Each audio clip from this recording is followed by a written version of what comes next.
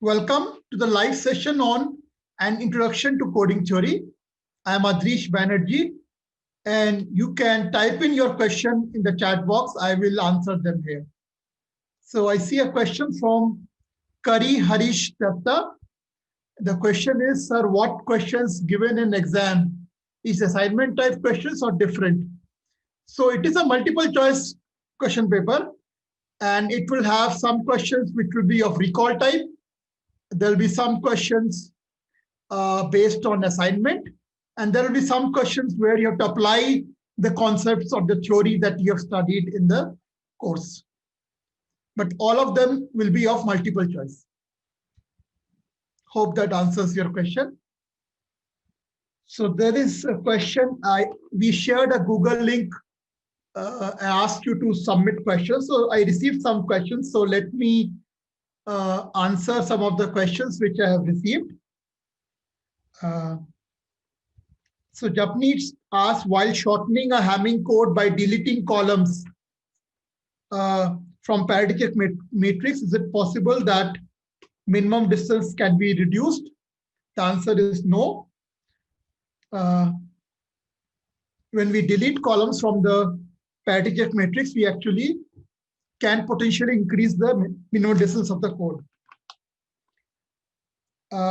There's one question, why we don't use standard array for decoding Reed-Muller codes. Now, standard array is actually a very general method. It just doesn't exploit the structure of the code.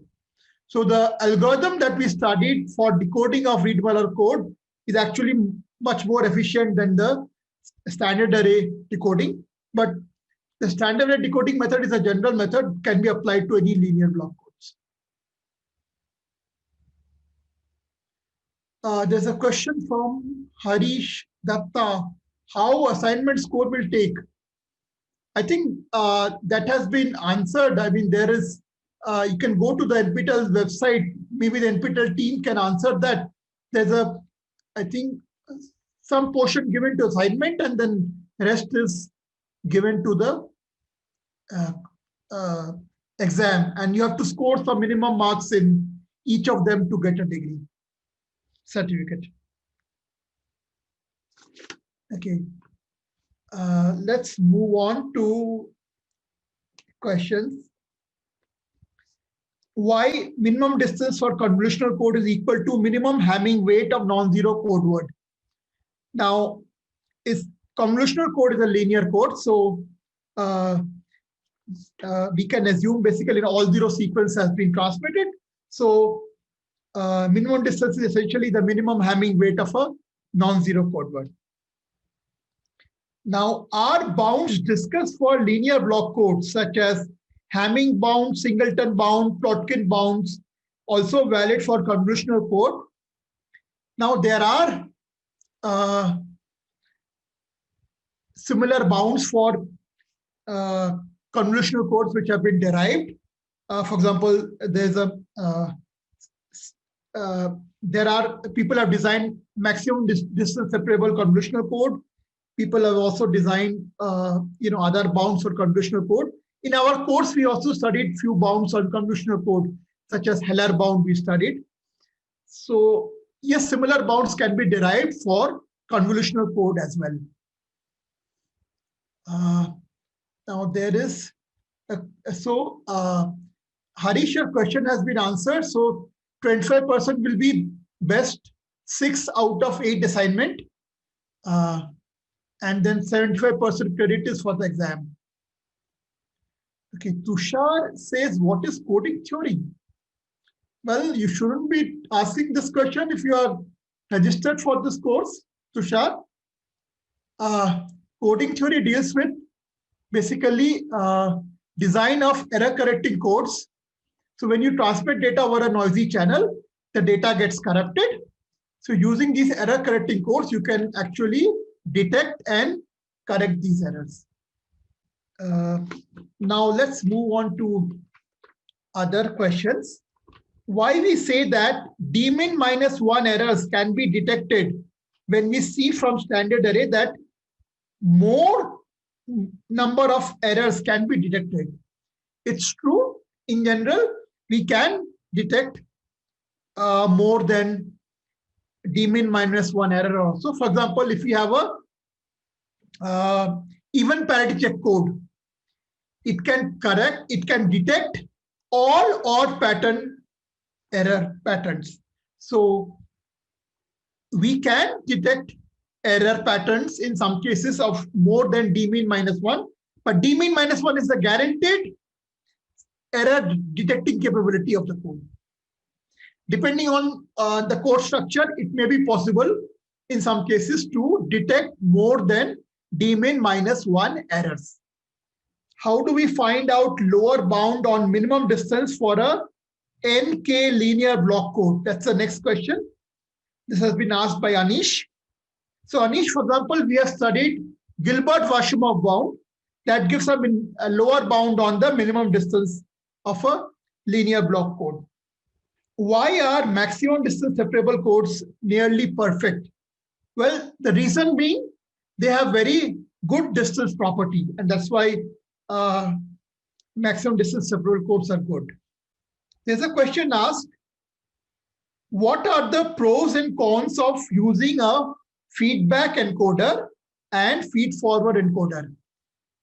So for every feedback encoder, there's an equivalent feed-forward encoder.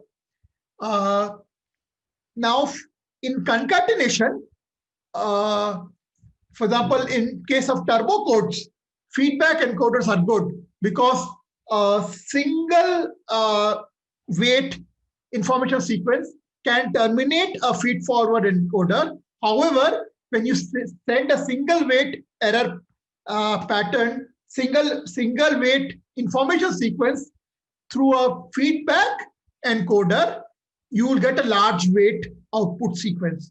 So in case of, for example, turbo code concatenation, feedback encoders are preferred because single weight information sequence cannot terminate them.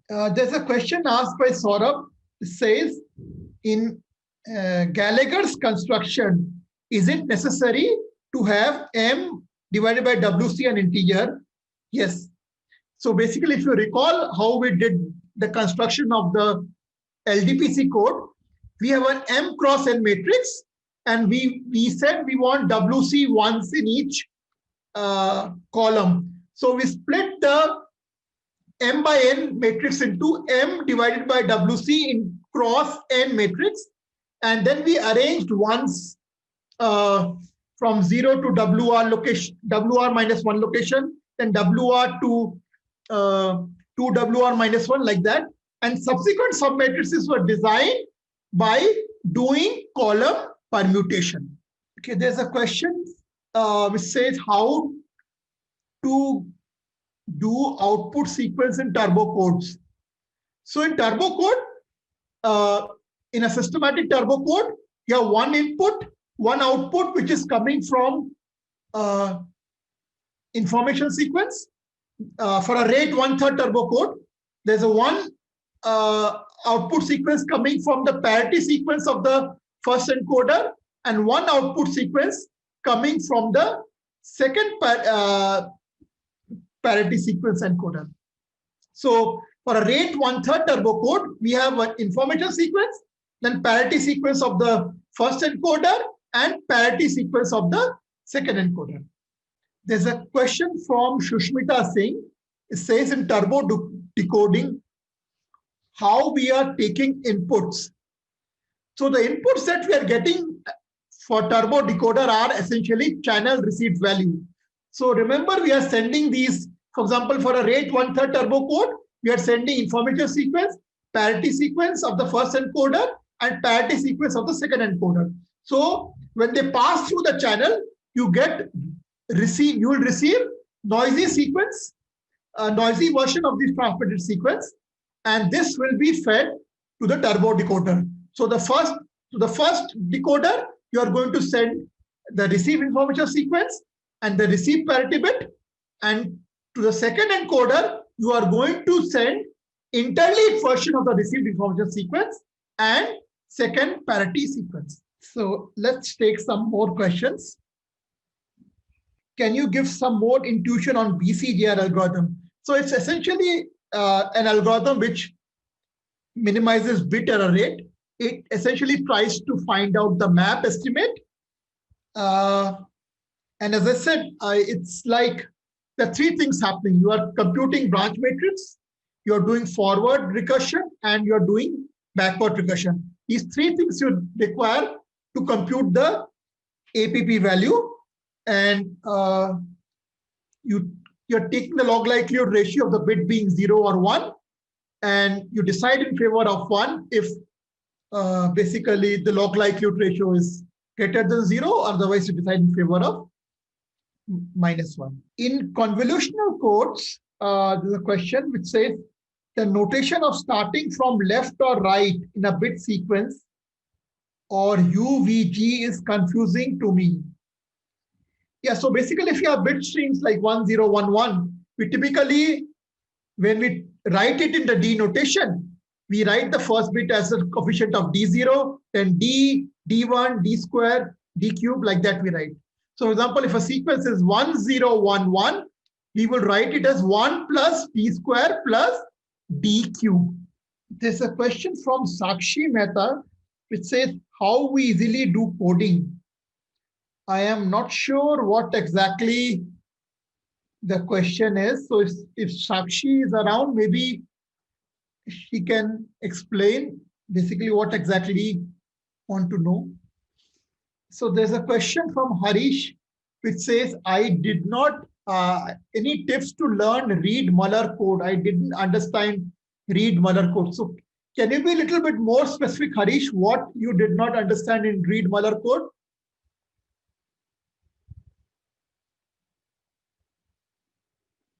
Is it encoding part, decoding part? What is not clear? So these were the questions received through the Google form. If you have any questions, please type it in the chat box.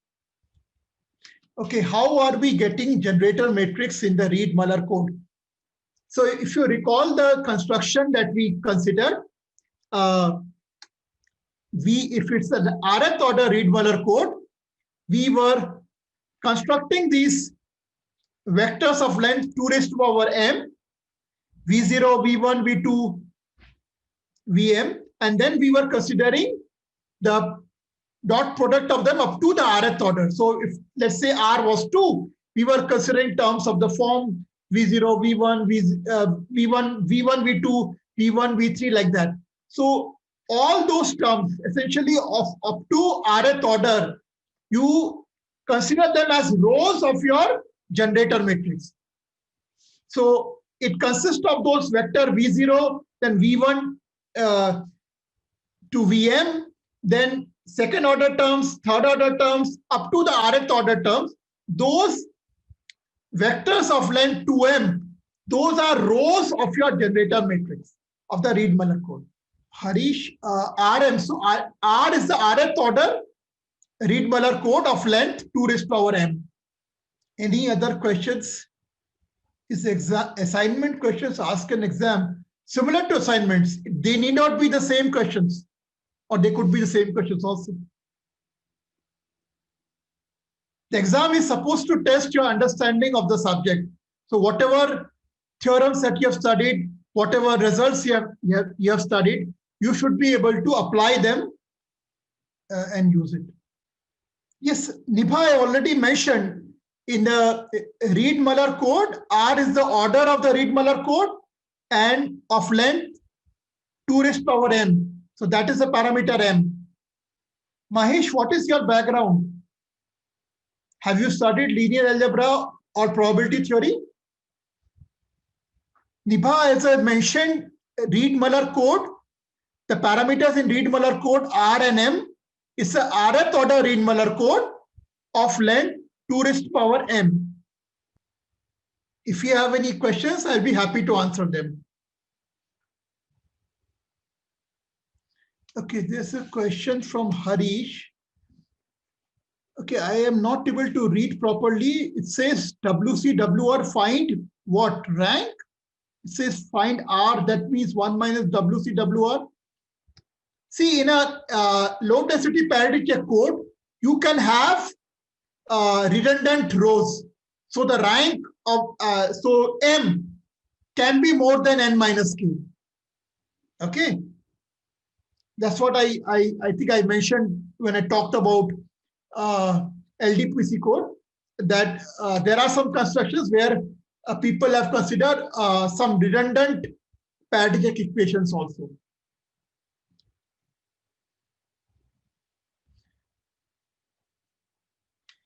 Okay, so Sushmita, the first parameter is the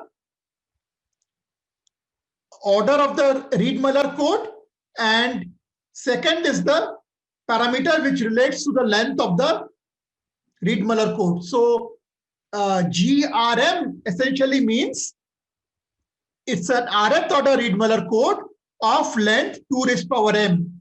So when you say GRM minus 1, it is a Reed-Muller code of order R of length 2 raised power m minus 1. So how will you generate the generator matrix for such a Reed-Muller code? So you will consider n tuples of length 2 raised power m minus 1. And you will consider vector V0, then vector V1, V2, Vm minus 1, then second order terms, third order terms, up to rth order term. So idea is exactly same as we explained for Reed-Muller code of order R and M.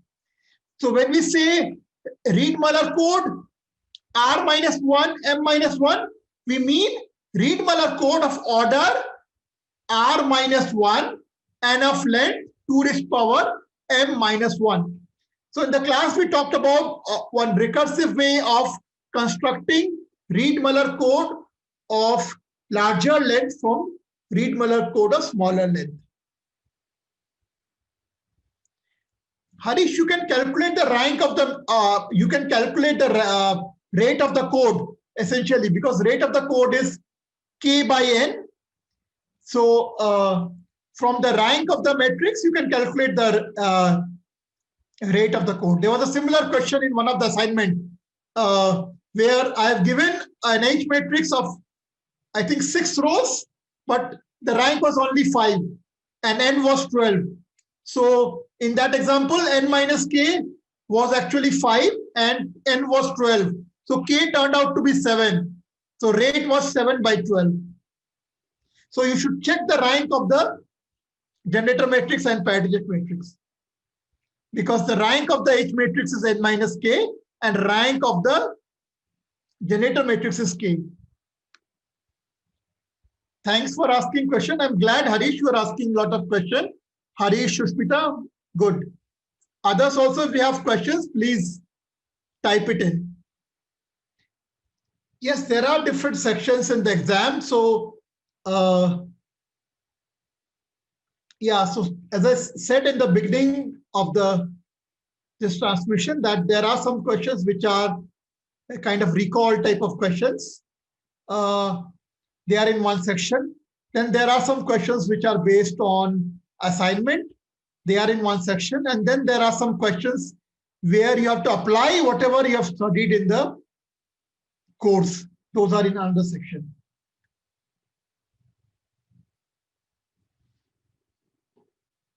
So as I explained in the lecture, if for an NK linear block code, the dual code has parameter n minus k, and it has the property that the generator matrix of the original code is the parity check matrix of the dual code, and the parity check matrix of the original code is actually the generator matrix of the dual code.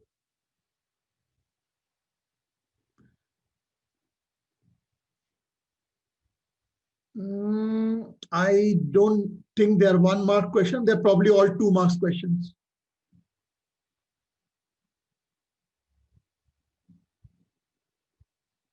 There could be nested problems also. One figure and then there are multiple questions related to that. If you have any questions, please ask in the chat box.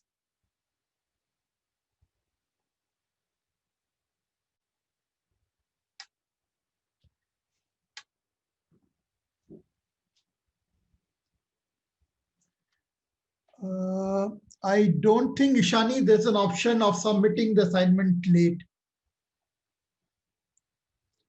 Regarding books, Mahesh, one of the books which is available in cheap edition is Error Control Coding by Lynn and Costello.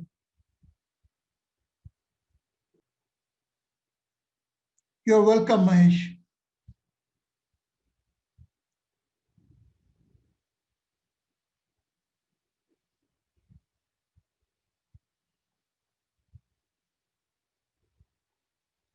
No, Turbo Code is there in Lynn Costello. I believe it's chapter 16 or something like that. So Lynn Costello's second edition has turbo codes in it. You are probably looking at the first edition of the book.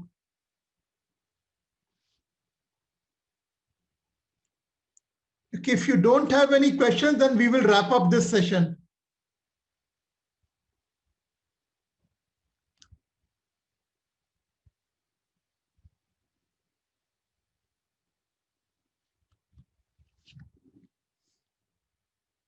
Okay, then if there is no further question, then we'll stop here. You are most welcome to also post your questions in the forum and we will answer them. Okay, good luck for the rest of the course. Thank you.